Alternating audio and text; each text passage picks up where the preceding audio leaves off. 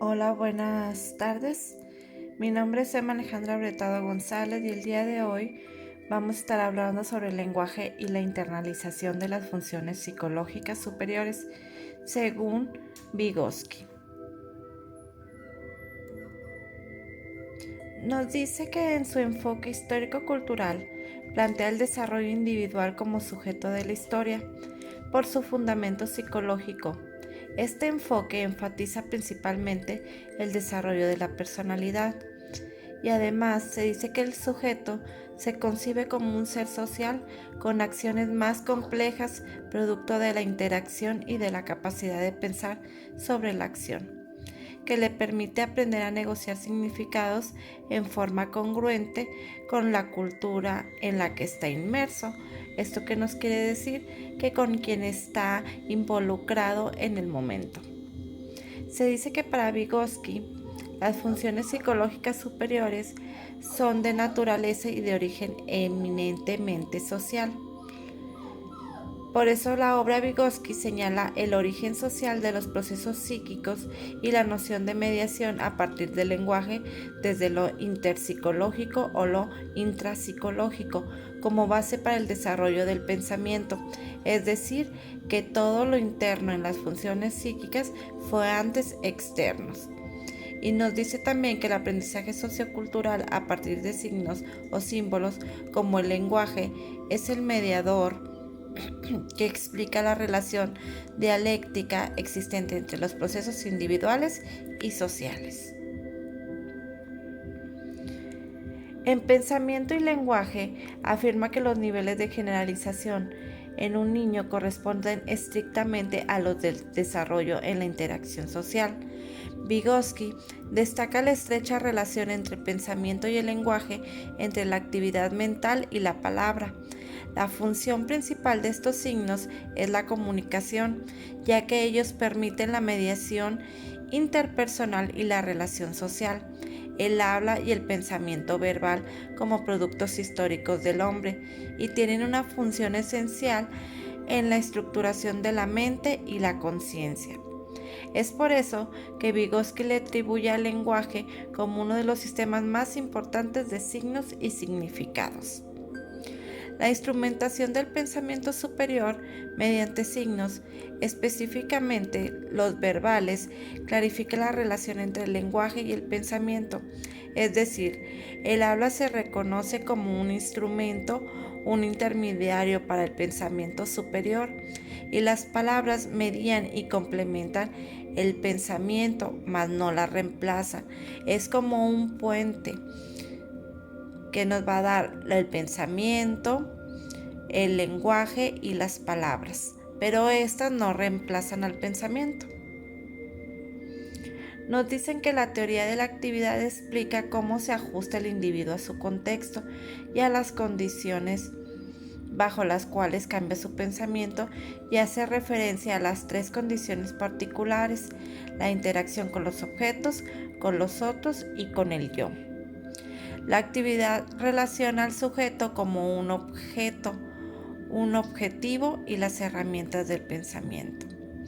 Vygotsky plantea que el desarrollo de la cultura humana transcurre a través de la actividad como proceso de mediatización de la relación entre el hombre y su realidad objetiva. La enseñanza representa una concepción dialéctica que genera un proceso de desarrollo en el marco de su diseño, es decir, en el sistema de procesos desarrollados consecutivamente que dirigen el cumplimiento de las acciones y las operaciones exigidas en el contexto de la práctica.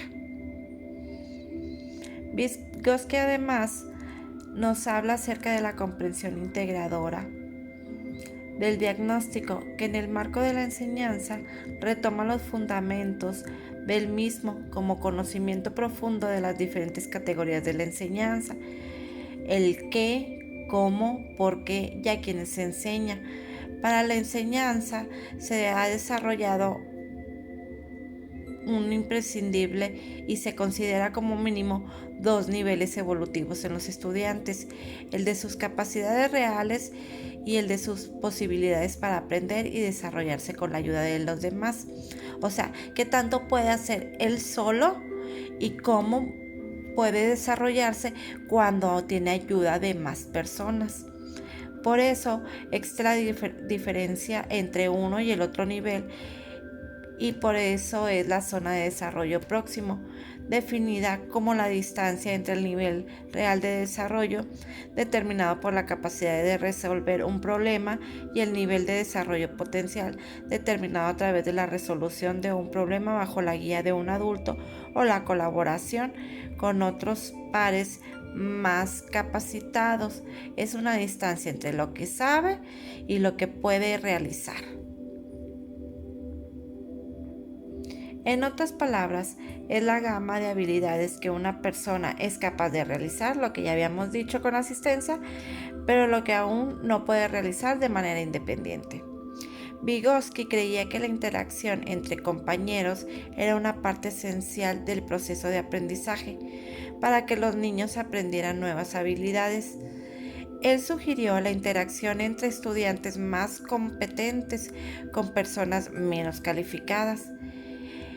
De ahí se deriva un concepto de andamios o andamiajes, que según la investigación que yo realicé no es propio de Vygotsky, sino que fue introducido por Brunner Wood. Dicho concepto se refiere a cuando los niños están en su zona de desarrollo próximo, cuando se les proporciona la ayuda y las herramientas adecuadas.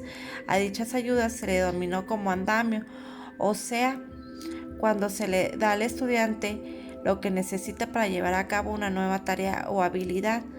Supongamos que al estudiante, al niño, se le proporciona la herramienta necesaria para realizar cualquier tarea, entonces pues no va a tener ninguna dificultad, pero poco a poco pues se le van a ir retirando estas herramientas.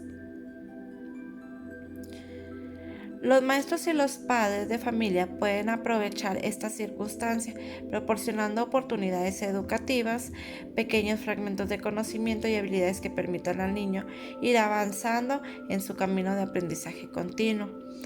También ahí nos mencionan algunas actividades para trabajar la zona del desarrollo próximo. Por ejemplo, nos decía ahí que un maestro en un curso de investigación experimental podría proporcionar inicialmente el andamiaje a sus estudiantes, entrenándolos paso a paso en el proceso de investigación a través de sus experimentos simples. Después, el docente puede ir retirando lentamente los andamiajes y solo proporcionar esquemas o descripciones breves sobre cómo proceder. Al momento que yo estaba leyendo esto, me enfoqué en lo que ahorita estábamos viviendo, de que muchas personas batallamos pues para hacer el video o subirlo a YouTube, o en Google Drive,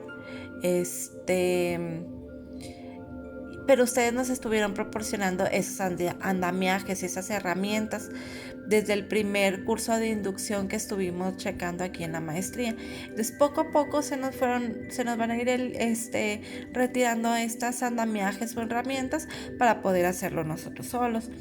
Es el ejemplo que más se me vino, aunque ya somos adultos, pero es lo que estamos viviendo ahorita en este momento. Nos dice también que los procesos de desarrollo del niño son muy independientes del aprendizaje. Los niños se desarrollan aprendiendo o no. ¿Pero qué es el lenguaje?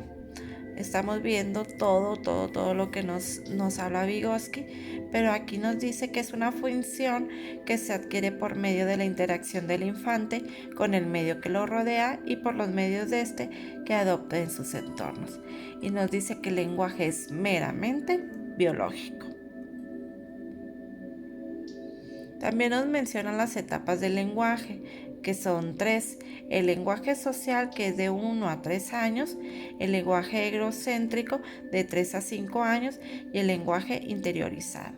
El lenguaje social es todo lo de su interno, sus primeros balbuceos, la interacción con sus compañeritos o amiguitos, porque es de muy poca edad, de 1 a 3 años. El lenguaje egocéntrico, aquí dice que él mismo hasta existe cierta ecolalia y que él nada más quiere participar. Y porque aquí en el lenguaje egocéntrico el niño en esta edad no tiene ningún interés por la interacción social, sino que la interacción social se viene dando a partir de los 6 años.